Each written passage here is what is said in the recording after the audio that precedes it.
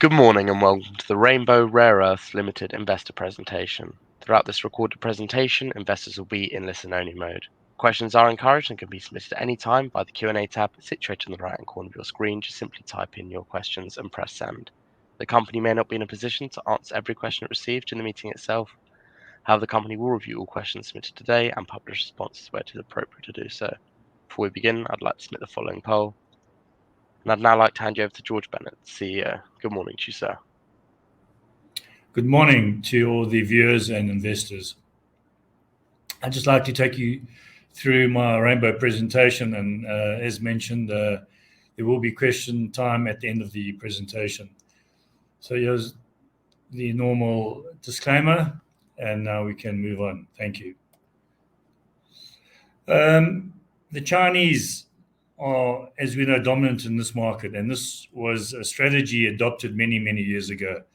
In fact, as early as 1992, as you can see from that quote, the Chinese said, the Middle East have oil, we've got rare earths, and they set out a strategy to dominate this market, which they've done successfully, and which is what's creating so much hype in the Western world today.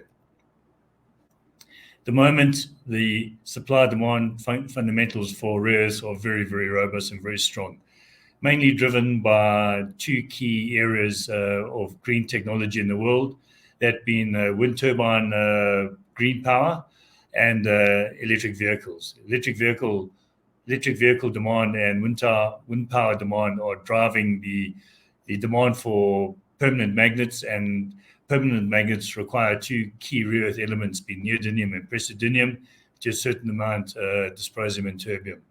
At the moment, demand for these two sources of energy, being green wind turbine power and electric vehicles, are creating a deficit in neodymium praseodymium, which, as we can see on the chart below, is expected to grow to 2030 to be somewhere around 160,000 tons of global REO magnet demand. So as I said, the macro looks very good, and Rainbow's positioned to take advantage of this through a strong portfolio of assets that we're busy building. We've currently got the Palabora project in South Africa, which I'll talk about later, where we're going to be recovering separated rare earth oxides from phosphogypsum stacks that sit in a mining town in South Africa. We also have a hard rock mining project in Burundi, where we've been successfully trial mining in Burundi for a number of years now and producing one of the highest grade rare earth concentrates in the world, just using a simple gravity separation and shaking tables. And then we've also got, we've just announced the development of our flow sheet for Palabora, which we'll be looking to patent. And this is opening up other opportunities for Rainbow. And we signed one of these opportunities last month with an MOU that I announced in an RNS at the beginning of June. Also key is that I think we've got one of the most experienced teams for any junior miner in terms of being able to deliver these projects successfully to our shareholders. Myself and Dave Dodd, my technical director, we were both the key guys in MDM Engineering, which is a company I founded in 2006.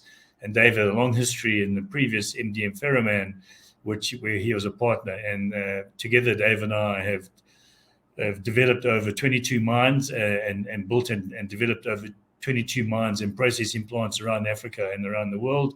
And we've done over 40 feasibility studies as MDM Engineering. And Dave, in his own career, has developed and designed and developed over 100 process plants for mines around the continent and around the globe, and completed over 100 feasibility studies. So it's very key that we've got guys who have designed and built mines and process plants successfully. And we also have a chairman in the form of Adonis Prulis, who has a huge background in mining, being successful chairman of one of the largest pioneered one of the largest diamond mining companies in the world, as well as numerous other mining projects around the world.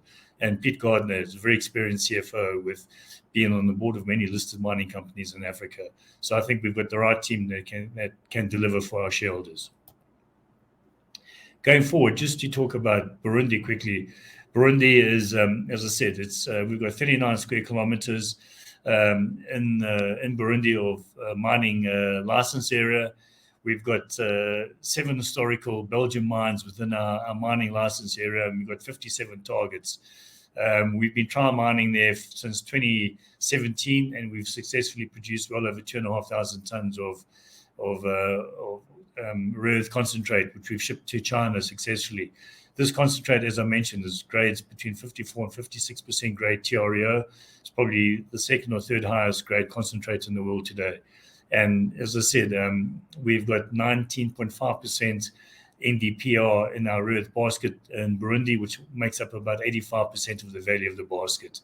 We've also got very low uranium and thorium content in this asset, which makes it a very green and benign project in terms of our tailings. And we successfully shipped, as I say, to China for the last few years, where we consistently get below what they call the becquerel units in China, 10 becquerel units. We ship about 6.7, 6.8 becquerel units successfully into China. So we don't have any of the uranium and thorium problems lots of development projects have around the world. We've basically been able to take this operation from when I got involved pre-2020. It was largely large-scale artisanal mining using some equipment to remove the overburden, to a more formalized mining operation, as you can see in the photograph below, in terms of the latest operations. And we were basically cash flow positive with a more conventional mining method. We're successfully mining at about 12.5 to 13.5% grade TREO in this deposit, and where the Burundi government stopped operations to renegotiate the mining convention, which we are busy doing with the Burundi government.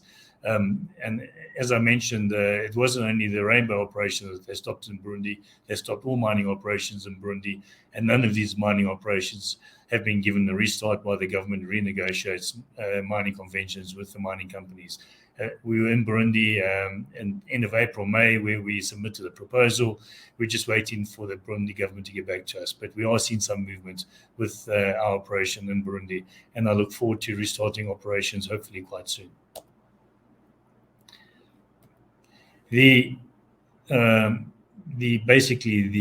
Our flagship operation or project is the Palabora tailings project in South Africa.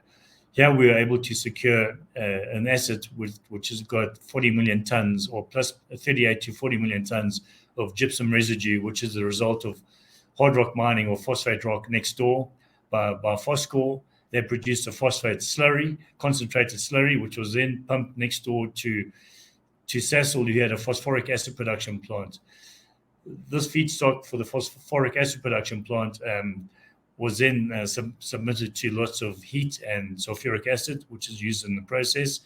And this basically led to a residue being deposited at this phosphoric plant, acid plant, to the tune of, as I said, plus minus 38 million tons. Now, the grade of the rare earths in the phosphate hard rock being mined next door by Phoscor in itself is not economically viable because it's very low grade, but because of the concentration process done by Phoscor and then the phosphoric acid production process, we find in our revenue stacks that we've got a grade of TREO running about 0.43%. Now, 0.43%, when you compare this grade to ionic clay liquid deposits around the world and what they mine in China, it's roughly between 6 and 10 times higher grade than ionic clay deposit. The reason why I compare to ionic clay deposits because we don't have any mining cost associated with Palabora. And ionic clay deposits, as the name suggests, this is clay, it's free dig material, or they sluice it into a process plant where they extract the rare earths. It's a very similar process to what Rainbow will be doing at Palabora. And when you compare to hard rock deposits, our grade compares even to some of the hard rock deposits being developed out there. We're very close to a grade of some hard rock deposits. But very importantly, our neodymium, praseodymium content is very, very high compared to any ionic clay deposit that we see around the world. And these are where your key rare earth elements, these two key rare earth elements is where most of your value comes from. Plus, we have a very significant credit in dysprosium and terbium. Those 4 key rare earth elements make up about 95% of the value of our basket. And this is what attracted me to securing this asset some 18 odd months ago, just over 18 months ago now. Sorry, just to go back. As I mentioned, the Palabora project is a result of historic initial flotation and concentration by phosphor, followed by the processing that Sasol did to create phosphoric acid. This plant was mothballed in 2014 and it does not operate at the moment. But Rainbow has got all the infrastructure available to it for when we construct our chemical processing facility at Bosveld Phosphates, who are partners in this. We have 70% of the project, and Bosveld Phosphates are a 30% partner in the project. There's no need for hard rock mining, crushing, and milling, which is obviously very, very significant from a capital point of view as well as an OPEX point of view in any mining operation. And the fact that, as I mentioned earlier, the rare earth elements have already been cracked and sit in the chemical form in the stacks because of the sulfuric acid and the heat applied in the phosphoric acid process. We have what's known as our rare earth sit in the cracked form. If you compare this on the left-hand side of that slide to a typical rare earth projects, you can see all the few steps that Rainbow has in order to deliver mixed rare earth carbonates. And we've got no hard rock mining and hauling. We've got we'll be what's known as hydraulically mining this. In other words, washing the gypsum residue into a channel, and we're looking at a mining cost of or a washing cost of less than $1 a ton. Whereas hard rock mining and hauling, you're looking at anywhere between $15, $16 a ton to $35 a ton for a typical hard rock rare earth project. We've got no run-of-mine stockpile. We've got no crushing and milling, which is very energy intensive. We've got no multi-stage flotation using reagents, and we've got no uranium and thorium circuits to remove uranium and thorium out of our rare earth source. At Palabora, you'll see we've got very low levels of uranium and thorium. We don't have to do anything to extract uranium and thorium because they're totally below the benchmarks that are required in terms of what the world looks for in terms of beating. We don't have to produce a concentrate, and we've got no cracking, which uses, as I've mentioned, sulfuric acid and heat. We don't have to do any of those steps at Palabora. Basically, we start with rare earth leaching, and we've got no uranium and thorium removal, as I've mentioned, and we then go to produce a mixed rare earth carbonate, which is where typical rare earth project stops.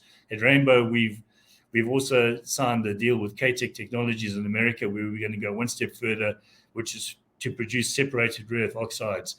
The important factor about producing separated rare earth oxides is that we'll get close to 85+% of the value of a separated rare earth oxides. The difference in the value from a published rare earth oxide price being the Chinese VAT that one has to take into account when selling separated rare earth oxides into the Chinese market. Ultimately, our market we're hoping for will be in the West, and then we'll be able to get 100% of the separated rare earth oxide price. Whereas you look at rare earth projects that stop at a mixed rare earth carbonate or a mixed rare earth oxide, they typically only receive about 55% of the value. So we'll get 30% more by going that one step further, which is all the way through to high purity separated rare earth oxides, looking at about 99.6 to 99.9% purity.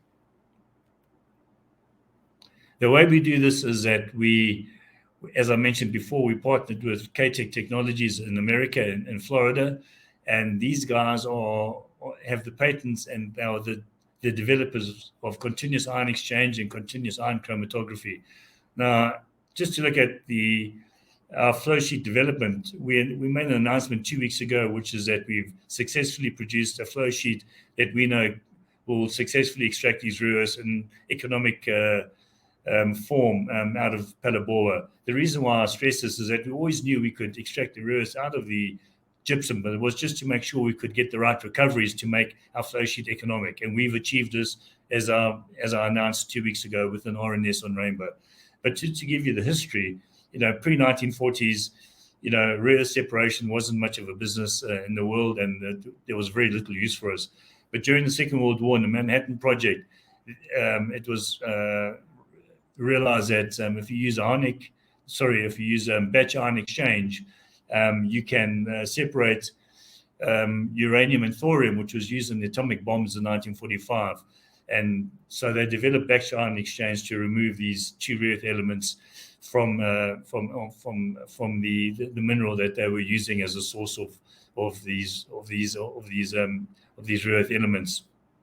Then in the 1950s, continuous solvent extraction was developed as a more economic way of separating rare earth elements from bastnasite or monazite or an ionic liquid, for that matter, ionic clay, I should say, for that matter. So continuous solvent extraction became the de facto way of separating rare earth elements. But then in the 1980s, the original founders of K-Tech Technologies were the original inventors of continuous ion exchange and continuous ion chromatography. Now, continuous ion exchange is used throughout the world by uranium processing plants, and at MDM, Dave and I designed and built 2 uranium plants which are in operation today, and we did numerous uranium studies for various companies around the world. And these uranium studies all use continuous ion exchange as a way of separating uranium out of the ore body that we were processing. And as I said, the K-Tech guys then took this one further, where they developed continuous ion chromatography, which is used to identify and separate individual rare earth elements in very, very few processes. That's the secret compared to continuous solvent extraction, continuous ion exchange, and continuous ion chromatography. We can separate our four rare earth oxides that we're chasing, being neodymium, praseodymium, dysprosium, and terbium, in literally 9 to 12 steps, compared to about 1,800 mixosettler steps that you use with traditional solvent extraction. I've covered some of this in the previous slide, but as you can see here, we've successfully developed a process flow sheet to allow our rare earths to be recovered from these gypsum stacks. We know that our recovery is now sitting at between 65 and 70%, which is way above most rare earths' overall recovery. Most rare earths projects don't achieve that kind of recovery, but because we start with this chemical form already, we've been able to achieve these very high recoveries. And as you can see from the photograph on the right there's a commercially produced continuous ion exchange, and we've also had commercially produced continuous ion chromatography units being built. These units are used successfully around the world in various industries, as I've mentioned, in the mining industry, and biotech and chemical industries, the food industries, and very importantly, commercially up to capacities of 700 cubes per hour. And we are going to be requiring a far smaller unit for the Palabora plants. So there's nothing new that we are going to be using. And that's another key point about the RNS announcement I made 2 weeks ago, is that each individual part of the process that we've developed, they've been used successfully in different applications. They are all off-the-shelf reagents that are available from a number of companies, including the resin on the ion exchange. There are 3 companies that commercially produce the resin that we'll be using on our ion exchange columns, and there's nothing bespoke major and nothing that hasn't been manufactured before. So we're very excited. The way we can patent our technology is because we've been able to use them in a unique way, in terms of putting them together with calculating the correct flows that we need to put through these various pieces of equipment, which enable us to get the recoveries that we've been able to achieve. There's a photograph of a continuous ion exchange pilot plant and continuous ion chromatography pilot plant that's been built by K-Tech and delivered to a large phosphate producer around the world to successfully extract the 2 targeted elements they were looking for, which is uranium and thorium. And this continuous pilot plant was a bulk pilot plant. So as I've mentioned before, large parts of our process have been applied commercially. In fact, every single part of our process has been applied commercially in some form or another. But very importantly, it's been trialed on bulk scale phosphogypsum producer around somewhere in the world, and that leads us to believe that our project has largely been de-risked. We will be further de-risking our flow sheet by building, doing a continuous lab scale piloting at KTech in Florida, and we'll be building a bulk piloting plant at Palabora in South Africa to continuously bulk pilot our process flow sheet to further de-risk the flow sheet before we go and build a large scale commercial plant in South Africa. This is very key. We're not going to make the mistake, a very well known and large rare earth producer in the USA. They went and spent $1.6 billion on a commercial scale separation plant without piloting it, and it led to the liquidation of that company. It's been restarted now, but they've changed that. They were busy changing that process plant in the USA. So we're well aware of the risks between Dave and I of piloting something without doing it through bulk scale piloting, and we will be doing that ourselves at Palabora. So just to finish off, there's a photograph of these two gypsum stacks, and in the top right-hand corner you can see the old phosphoric acid production plant, and all the infrastructure there is basically made available to Rainbow. And where I mean that, we've got rail sidings, we've got a large high voltage switchyard at the foot of the one gypsum stack. We've got machine shops, workshops, laboratories, all made available to Rainbow, and this normally forms a large part of the capex of any project. So we do believe will be a very, very low capex project for the size of production we're going to be generating compared to other development projects in the rare space out there in the world, as well as a very, very low OPEX we'll be able to generate for that will be coming out in our study. We've also got this project sits in the middle of a mining town, as I mentioned, called Palabora, and this mining town has all sorts of skills available because there are three operating mines still producing in this area, and we've got OEM suppliers in the mining town, literally 5 minutes from our front gate. So it's we've also got the exclusive rights to this flow sheet that we've developed with KTech, and we will be patenting, and that will actually lead to the development of other opportunities. One which I've announced already last month, where we've signed an MOU for another opportunity to use this technology that we've developed. And with that, I'd like to thank you and hand over to some questions that we've received. George, thank you very much for your presentation. Ladies and gentlemen, please do continue to submit your questions just using the Q&A tab situated in the top right-hand corner of your screen. I'd also like to remind you that a recording of this presentation, along with a copy of the slides and the published Q&A, can be accessed via your investor dashboard. George, we received a number of pre-submitted questions from investors, and I wanted to start off the Q&A session with these. The first one reads as follows. Why is the PFS/DFS taking so long? Are there any more delays probable? Well, I'd like to refute that question from the point of view that we only got our hands on this project 18 months ago. We started work on Palabora in January 2021. We're now halfway through June, July 2022, and we've been able to successfully develop a very, very comprehensive chemical flow sheet, which will successfully extract these rare earths from the phosphogypsum stacks. In terms of delay, we've been delayed by a few months, that's all. And one of the reasons for the delay was that we saw when we were doing our recirculating leach and solution and generating pregnant leach solution that our recoveries were being impacted. So we had to optimize this flow sheet, which we've done for the last few months, and we've been able to optimize this flow sheet very successfully and be able to get our overall recoveries, as I said earlier, above 65%, which is far higher than most rare earth projects around the world. If you go look in the overall recoveries that they publish, we are certainly a lot higher than those. So even though it's been a delay of a few months, it's been a very, very meaningful, it's been a very good delay in terms of being able to get a very strong economic result from our flow sheet.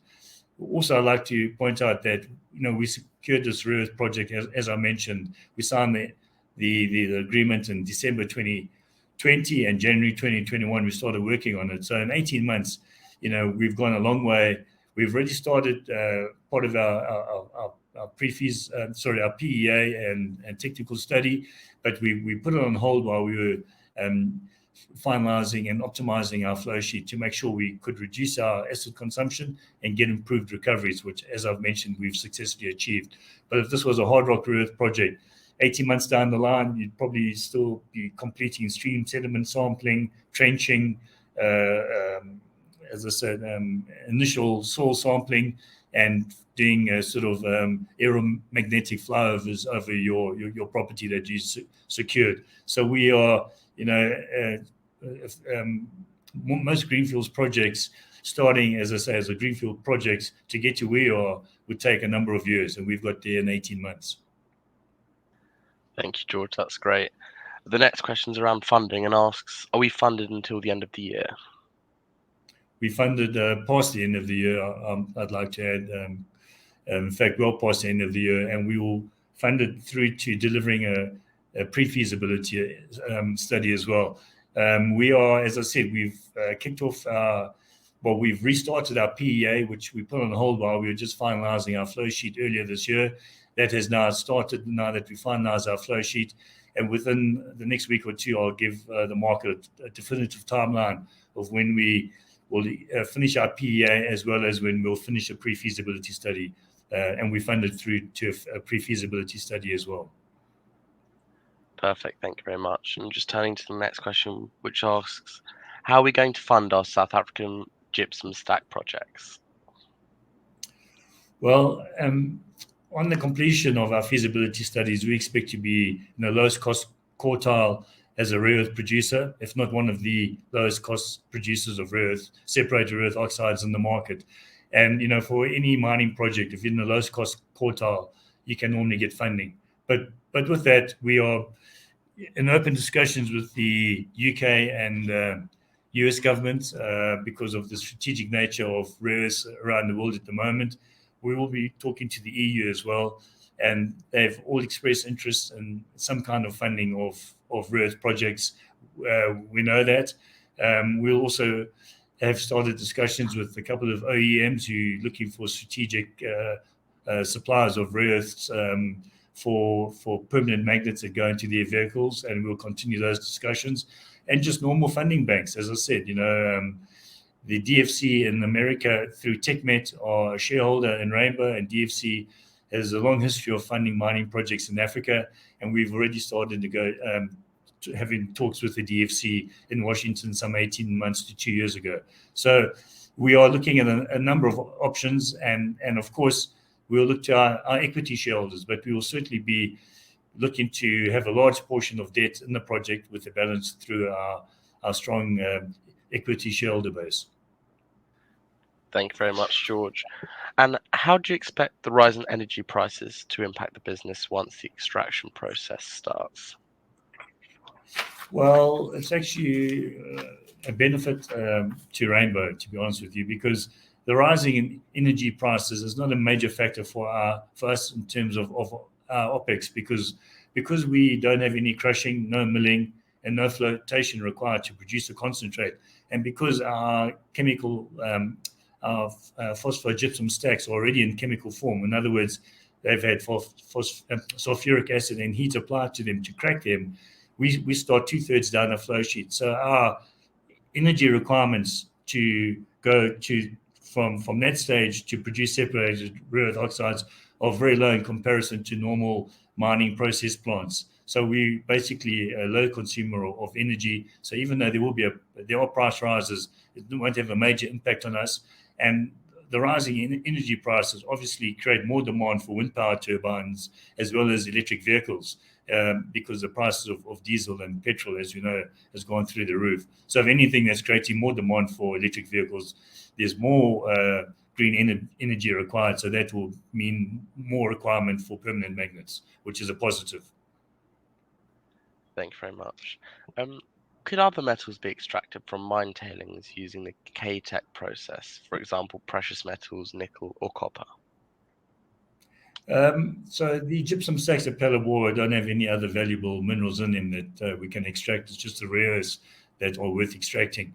But we believe this technology could be used to explore possibly some other metals extraction out of tailings, and also definitely to look at using it to apply it to phosphoric acid streams that are currently being produced around the world, and also some other waste streams. So, as I mentioned earlier, we've signed an MOU with another opportunity with a large chemical producer in South Africa, where we know their rare earths present in their live phosphoric acid stream, and we have already received a sample from this chemical producer, and we're sending it for testing, and we'll be releasing those results quite soon of the rare earth value in that phosphoric acid stream. So yes, we do see other opportunities, and we are actively pursuing other opportunities around the world.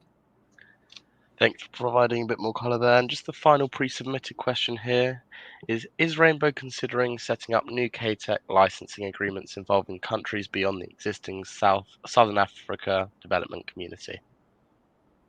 Yes, we are. We've already agreed to some other territories around the world, and we expect to agree to some further territories around the world. Perfect. Thank you very much. That actually concludes the pre-submitted questions. But as you can see, we received questions throughout today's presentation. And thank you to all the investors for submitting those. George, could I just ask you to read out the questions and give responses where it is appropriate to do so, and then I'll pick up from you at the end. Sure.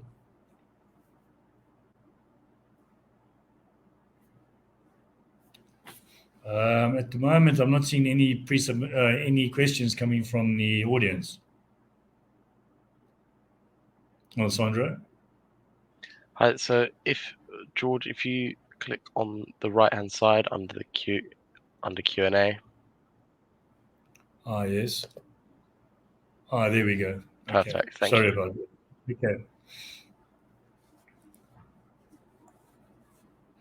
Okay, the first question is, there are reports of significant rail transport problems in South Africa. Are these relevant to your operations? It's a good question, and the answer is no. And the beauty about rare earth separation is that we're not talking about massive quantities of product that we will be shipping here. So in terms of shipping product, at our current production rate, we expect to produce circa 2,000 tons of neodymium praseodymium separated rare earth oxides per annum, plus about 65 tons of dysprosium and about 15 tons to 16 tons of terbium. So you're talking about 2,080 tons per annum divided by 12. That's 173 tons a month. That is easily handled by road transport if rail's a problem in South Africa. So we're not a bulk commodity. If we're a manganese producer, an iron ore producer, a coal producer, it would be significant. Next one is, are we independent of Eskom for electricity? At the moment, we're not planning on that. We've got a large power reticulation available to the project. It's already in place. High voltage switchyard already in place. And if we see, and as I said, power is not a major consumer in our process, because we don't do all those other processes mining process plants need, like milling and crushing, etc. So, if we see the need, we'll supplement this with some solar power.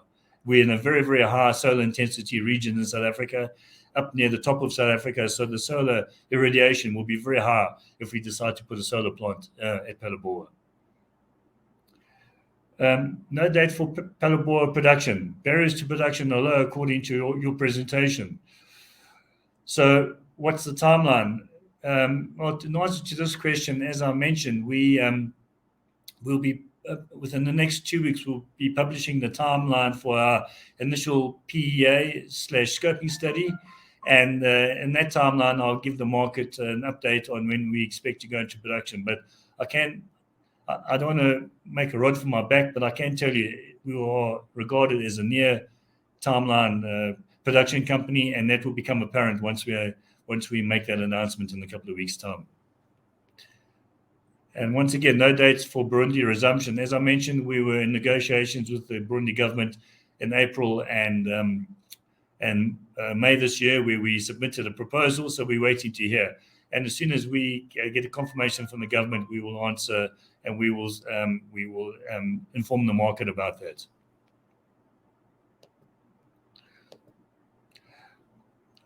I might just add that Burundi in the life of Rainbow is not significant. The Palabora project will deliver about 8 to 10 times the revenue that Burundi will ever be able to deliver on a commercial scale basis. So our focus is on Burundi, is on Palabora, to get that into production as quickly as possible.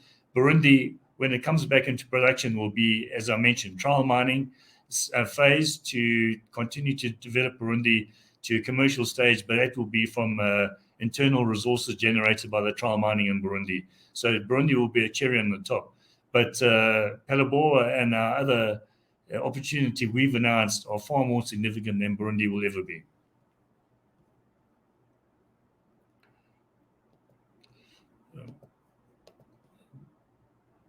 I'm just looking at the next question. Sorry, I'm trying to scroll up on it. We've also been asked, are we anticipating major costs in the restart of Burundi? I can tell the market quite confidently that our stockpile in Burundi, which is some 420 odd tons of rare earth concentrate, is worth circa $1.6 to $2 million at current prices. And that is more than enough to fund the restart of the operations in Burundi, that this will not be a drain on any of our current bank balance sitting in London.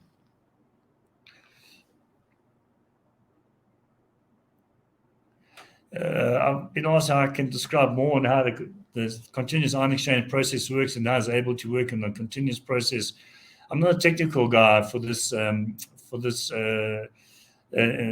to answer this guy's question, but I can say is that continuous ion exchange, as I say, is used successfully in the uranium industries around the world. And what we have is we have a carousel which is loaded with resin, and which we feed solution that goes through the resin in this carousel. And according to a certain time settings on this carousel clicks, and each cell then gets fed through at a different pace through a different solution. And at the right time, this resin is then pregnant leach solution is then stripped off the resin, and it goes down to continuous ion chromatography.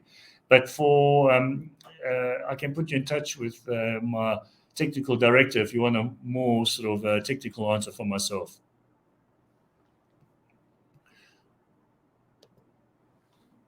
Yeah.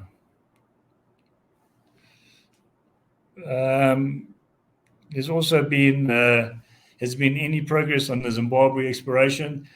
We looked at the Zimbabwe grind that we pegged, and we looked at some initial reports, and we realized that the Zimbabwe exploration, we didn't think it would yield any significant results. There's no real evidence of any economic grade of rare earth deposits in Zimbabwe, so we've actually relinquished those licenses.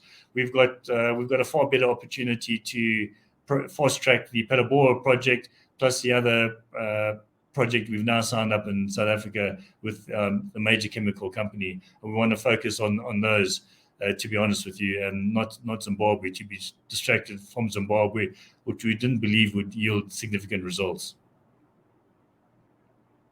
And another question, hope to sell to the West. What does that mean?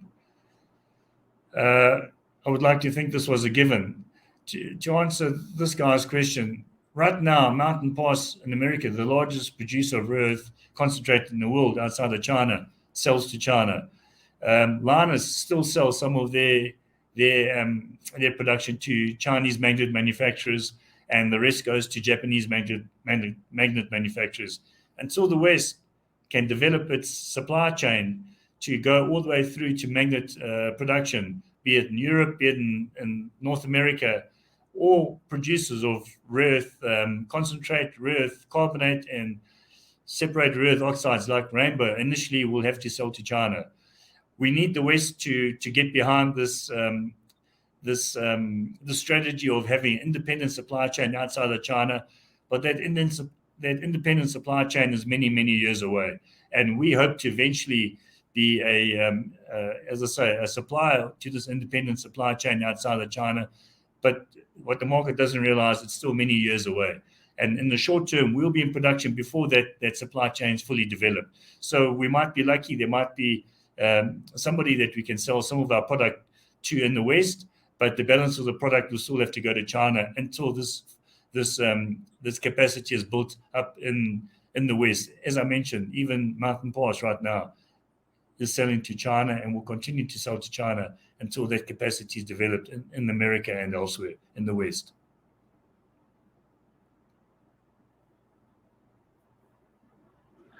George, thank you. I think you've actually managed to address all those questions from investors. And of course, the company will review all questions submitted today and will publish those responses on the Investor Meet Company platform. But just before redirecting investors to provide you with their feedback, which I know is particularly important to yourself and the company, George, could I just ask you for a few closing comments? Just one last question now is, would we consider processing Gakara production through Palabora?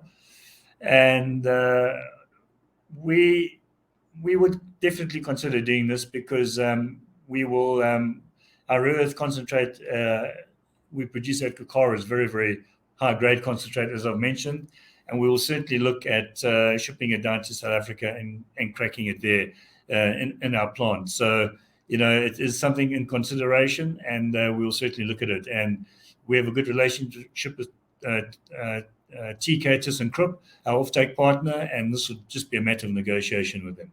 Thank you. George, thank you very much for updating investors today.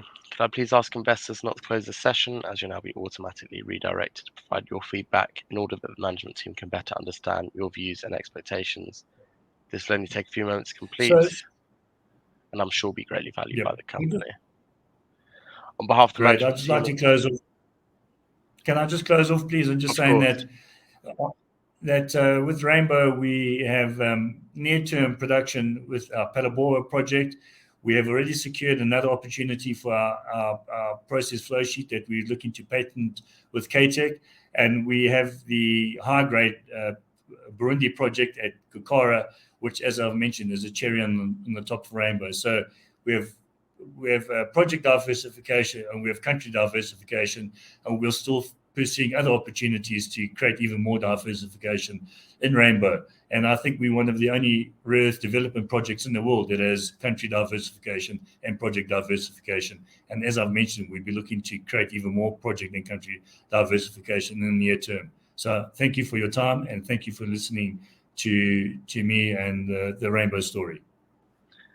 Thank you very much, George. And on behalf of the management team of Rainbow Rare Earths Limited, we'd like to thank you for attending today's presentation, and good morning to you all.